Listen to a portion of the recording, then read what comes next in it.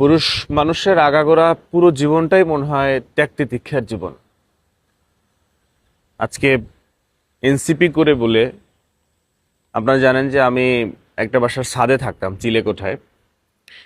তো দীর্ঘদিন প্রায় 2-3 বছর এখানে। তো এনসিপি করে বলে এই জন্য বাসাটা ছেড়ে দেওয়ার নির্দেশ আর কি।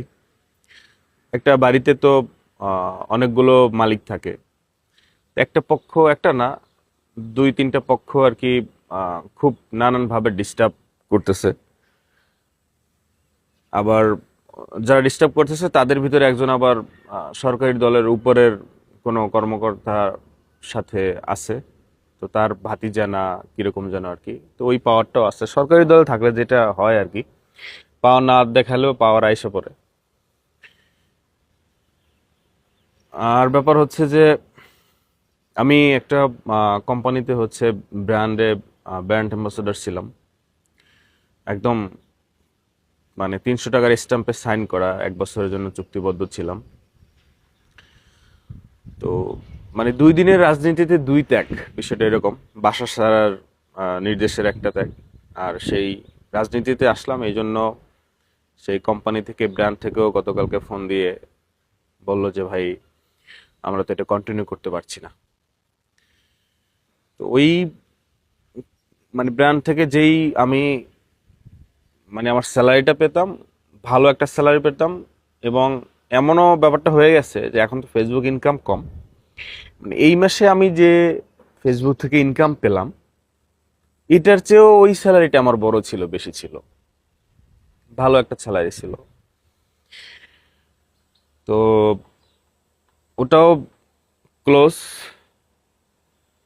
মানে সরকারি দলের সাকিব আল হাসান সরকারি দলের লোক ছিল না, অনেক কোম্পানির ব্র্যান্ড অ্যাম্বাসেডর ছিল, সে প্রমোশন করতে পারছে। আসলে সরকারি দলে থাকতে পারলে অনেক সুবিধা আছে, অনেক লাভ আছে, অনেক কিছু না চাইতেও পাওয়া যায়, অনেক বাধা বিপত্তি আসতে চাইলেও আসতে পারে না।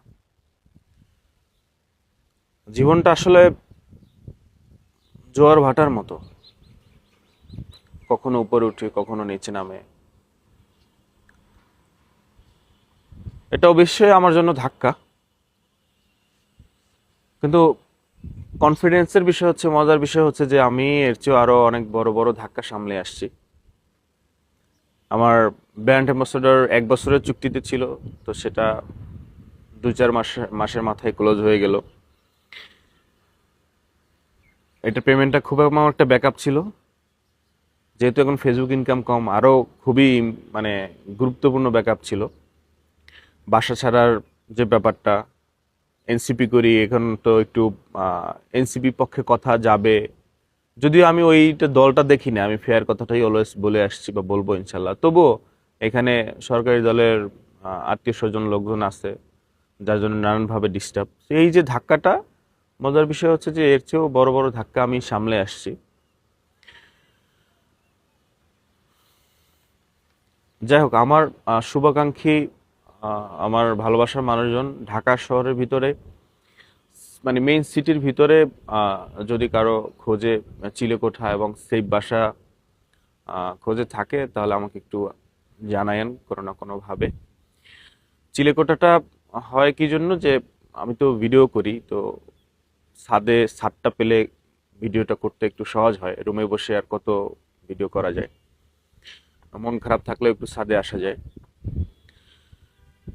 এই আর কি। আমার কাছে মনে হয় আমি ভালো ছেলে, মদ গাঁজা সিগারেট কিছুই খাই না, তো ছাদ পাইলে এরকম সুযোগ সুবিধা নাই। এই তো আর কি। ত্যাগ তিতিক্ষা মানুষের জীবনে থাকবে, মানুষের জীবনে ত্যাগ তিতিক্ষা, মানুষের না পুরুষের জীবনে এগুলো থাকবে। ঠিক আছে তাহলে আর কি, আল্লাহ তাআলা ভালো কিছু রাখছে হয়তো, ইনশাল্লাহ।